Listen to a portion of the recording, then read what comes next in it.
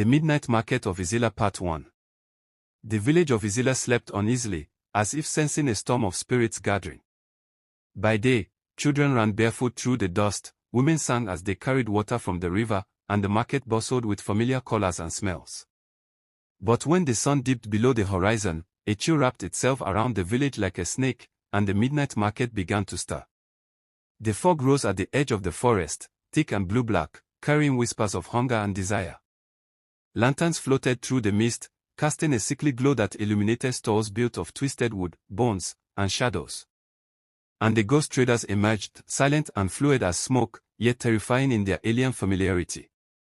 Their eyes glowed amber, their mouths split into jagged smiles, and their hands stretched unnaturally, beckoning the living.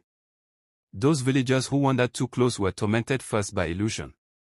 A farmer might see his harvest doubled, golden corn glowing under the moonlight, only to touch it and have it turn to ashes in his hands.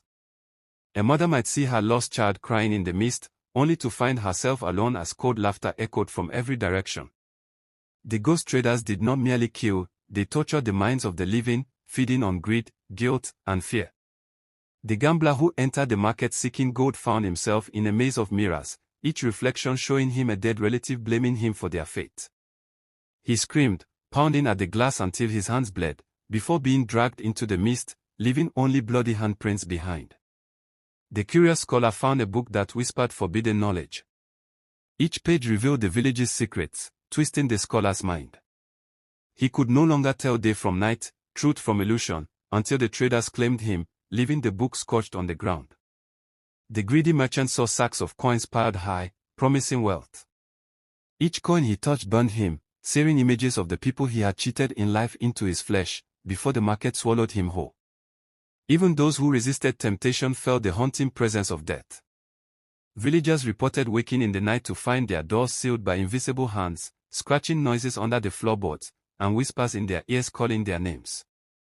Livestock vanished mysteriously, food rotted before their eyes. Fear became a disease, spreading faster than any wind or fever.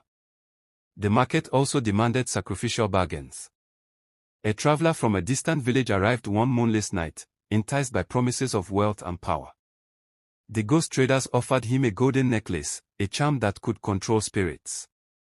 But as he fastened it around his neck, the chain tightened, biting into his skin, whispering secrets of the dead.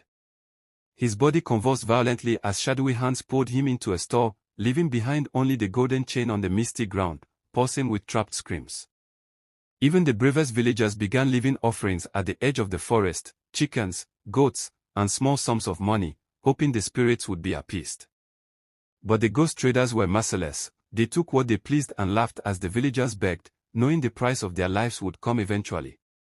By the time the first hour hooted past midnight, Ezeala was gripped by terror. Families huddled together in silence, too afraid to speak, to move, or even to breathe. Children clung to their mothers, eyes wide with fear, as the fog crept closer to the village center. Strange symbols appeared etched in the dirt outside homes, signs of the ghost traders' claim, warning all who might be tempted to enter the mist. And yet, curiosity still lingered. For some, the promise of power, riches, or forbidden knowledge was too strong. A few villagers whispered of entering the market, of bargaining with spirits, of reclaiming those who were lost.